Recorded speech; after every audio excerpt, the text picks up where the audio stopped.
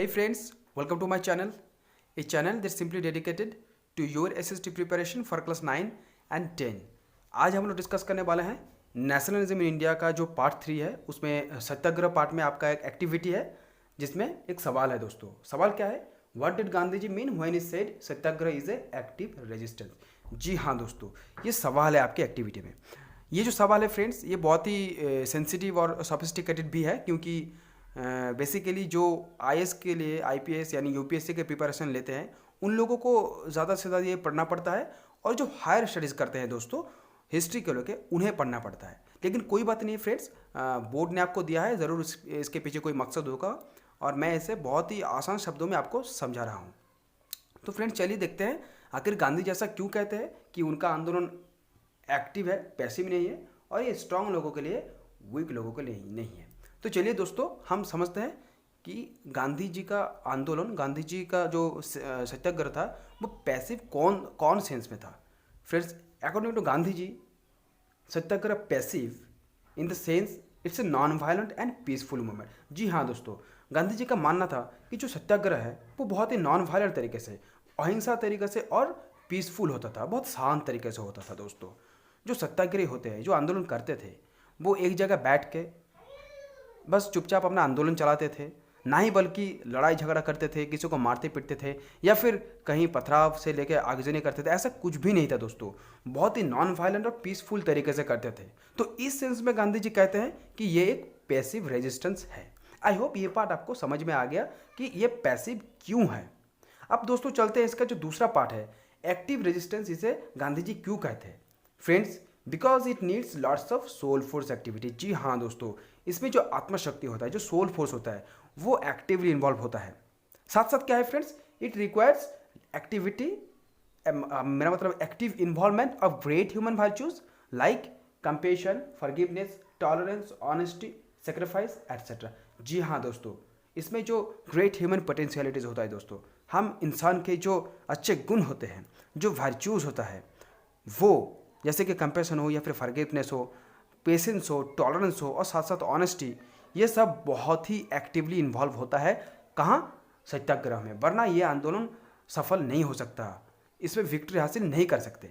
तो इस मामले में, इस सेंस में गांधी जी कहते हैं कि ये बहुत ही एक्टिव रेजिस्टेंस है। तो I hope why it is called passive and why it is called active according to Gandhi ji, ये आपको पता चल गया होगा। अब चलिए फ्रेंड चलते हैं दूसरे पॉइंट पे, वेदर इट इज स्ट्रांग और वीक। गांधी जी इसे स्ट्रांग मूवमेंट क्यों कहते हैं, ये वीक क्यों नहीं है, इसे समझते हैं friends according to Gandhi ji, satyagraha is not the weapon of the weak. जी हाँ दोस्तों, ये कमज़ोर दिल वालों के लिए नहीं है, कमज़ोर इंसान के लिए नहीं है। ये तो बस उन लोगों के लिए है जो मेंटली बहुत टफ होते हैं, जो सुपीरियर होते हैं, जो जिसका अंदर वो सोल फोर्स है, उसके लिए आंदोलन है। तो आई होप ये पार्ट आप लोगों को समझ में आएगा।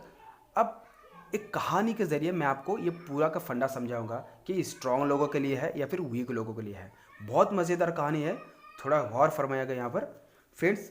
ये कहानी है 3 आदमी का, एक का नाम था ए फ्रेंड्स, दूसरा का नाम था बी और तीसरा आदमी का नाम था फ्रेंड्स सी।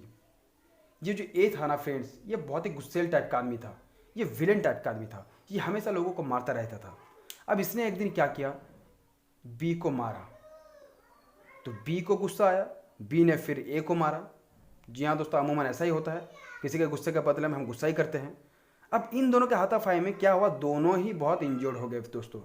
जी हाँ दोस्तों, दोनों का ही नुकसान है, दोनों इंजर्ड है। कभी ए इसका हाथ तोड़ता था तो कभी बी इसका दांत तोड़ देता था, ऐसे ही दोनों बहुत इंजर्ड हो गए। अब दोस्तों कहानी में ट्विस्ट अब आता है। जी हाँ, अब आपका जो सवाल है, जो आपका आंसर है, उसका यहाँ से आता है जब ए ने सी को मारने की कोशिश किया। जी हाँ दोस्तों, सी को जब मारा तो सी ने हाथ जोड़ के कहा, हे ए महाशय, आप बहुत अच्छे इंसान हो, मैं आपको मारूंगा नहीं क्योंकि मैं आपके अंदर की अच्छाई को दे सकता हूँ। आप भटक गए हो फिलहाल, लेकिन आपके अंदर भी वो बात है, वो सच्चाई है जो आप नहीं दे सकते हैं। तो ये बात सुन के ना, ये जो बी है ये ज़ोर ज़ोर से हंसने लगा। किसके ऊपर? सी के ऊपर। ऐसे दांत निकाल के बहुत हंसने लगा दोस्तों। जी हाँ, दांत निकाल के एकदम हंसने लगा कि सी तू बहुत कमज़ोर है, तुझ में वो हिम्मत ही नहीं है, तुझ में वो बात ही नहीं, वो स्ट्रेंथ ही नहीं है जो ए को तू मार सके। मुझे देख, मैं उसे इंजोर्ड कर दिया। अब फ्रेंड्स, कहानी में सबसे बड़ा ट्विस्ट यहाँ आता है कि ए के माइंड में अब ये क्वेश्चन आया कि बी को मारने के बाद बी ने मुझे मारा, लेकिन सी को मारने के बाद बजाय मुझे मारने के उसने मेरे अंदर की सच्चाई को, मेरे अंदर अच्छाई को देखने की कोशिश किया। तो ये सोचना उसके अंदर एक बहुत बड़ा बदलाव लाया। जी हाँ दोस्तों, ये उसको एकदम मतलब एक ट्रांसफॉर्मेशन उसके अंदर लाया। और क्या हुआ फ्रेंड्स, धीरे धीरे वो एक अच्छे इंसान की तरफ बढ़ने लगा, एक अच्छे इंसान बनने लगा। उसके जो हार्ट था वो चेंज हो गया फ्रेंड्स। वो एक बिल्कुल गांधी जी टाइप, मुनि ऋषि टाइप का आदमी बन गया, मतलब एक गुड पीपल बन गया दोस्तों। जी हाँ दोस्तों, तो फ्रेंड्स अब मुझे आप खुद ही बताइए कि इसमें सबसे ज़्यादा पावरफुल कौन है?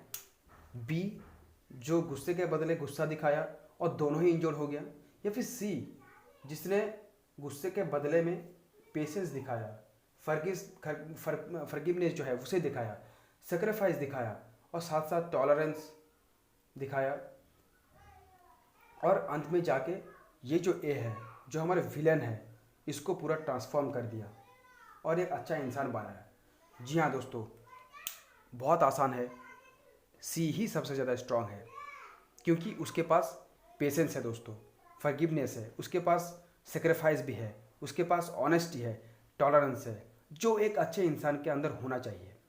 जी हाँ दोस्तों, मेरा ये कहानी का मकसद यही है कि आप लोग समझ सके कि जो बी ज़्यादा पावरफुल है, जो अमूमन लड़ाई में हम लोग देखते हैं आँख के बदले आँख ले लेता है, वो ज़्यादा पावरफुल है, या फिर सी जिन्होंने थोड़ा सा हिम्मत दिखा के, थोड़ा सा पेशेंस रख के, थोड़ा सा सेक्रीफाइस करके एक आदमी को बुरे से अच्छा बना दिया। इसी को समझाने के लिए मैंने ये जो थीम है, जो स्केच है, मैंने यहाँ पर दिया है आपको। तो आई होप आप लोगों को समझ में आ गया कि सी एक सही मायने में सत्याग्रही है, सी एक सही मायने में सत्याग्रही है, ये सही मायने में एक गांधी जी टाइप का आदमी है। इसके अंदर सब कुछ है जो होना चाहिए वो गुण, क्योंकि फ्रेंड्स फिजिकल पावर ही सब कुछ तय नहीं करता, इंसान के अंदर जो अच्छे गुण है उसका होना भी ज़रूरी है, तभी जाके आप ज़िंदगी में कुछ कर सकते हैं। जी हाँ दोस्तों, एक बात याद रखना, गुस्से के बदले गुस्सा दिखाना बहुत आसान है, लेकिन उस गुस्से के बदले में एक छोटा सा स्माइल, ये सी जैसा किसी सत्याग्रही, सी जैसा किसी सोलफुल आदमी वाला ही कर सकता है, और ऐसे आदमी पूरी दुनिया को चेंज कर सकता है। आई होप आप लोगों को समझ में आ गया कि क्यों ये स्ट्रांग है, क्यों ये वीक नहीं है। चलिए दोस्तों, दोबारा देख लेते हैं, एक बार थोड़ा सा रिवाइज कर लेते हैं इसको। पैसिव है क्योंकि ये नॉन वायलेंट तरीके से होता है और पीसफुली होता है गांधी जी के अनुसार, इसीलिए ये पैसिव रेजिस्टेंस है। इसमें कोई तरह का हाथापाई नहीं होता है, लड़ाई झगड़ा नहीं होता है, पत्थरबाजी नहीं होता है, ऐसा कुछ भी नहीं होता है, बहुत शांत तरीके से होता है, तो इसलिए ये पैसिव रेजिस्टेंस हुआ। एक्टिव रेजिस्टेंस क्यों? क्योंकि फ्रेंड्स इसमें बहुत सारे सोल फोर्स एक्टिविटी की ज़रूरत होता है, साथ साथ जो ग्रेट ह्यूमन वैल्यूज होता है फ्रेंड, जैसे कि कंपेशन हो या फिर फॉरगिवनेस हो, टॉलरेंस हो, ये सब चीज़ों की बहुत ज़्यादा इन्वॉल्वमेंट होना होता है, तभी जाके सत्याग्रह आंदोलन सफल हो सकता है। फ्रेंड्स आई होप आप लोगों को ये समझ में आ गया। फ्रेंड्स मैं ऐसे ही छोटे छोटे वीडियोस में बहुत यूनिक तरीके से आपको समझाऊंगा, ताकि आपकी प्रिपरेशन में कोई भी कमी ना रहे, आपको ये चैप्टर, ये जो एसएसटी पार्ट है, ये बोर ना लगे। तो आई होप आप लोगों को वीडियो अच्छा लगा, प्रिपरेशन अच्छे से चलते रहे, इसलिए प्लीज़ चैनल को सब्सक्राइब ज़रूर कीजिएगा, और साथ साथ लाइक्स आपकी मर्ज़ी फ्रेंड्स। तब तक के लिए bye bye, take care and शब्बा खैर।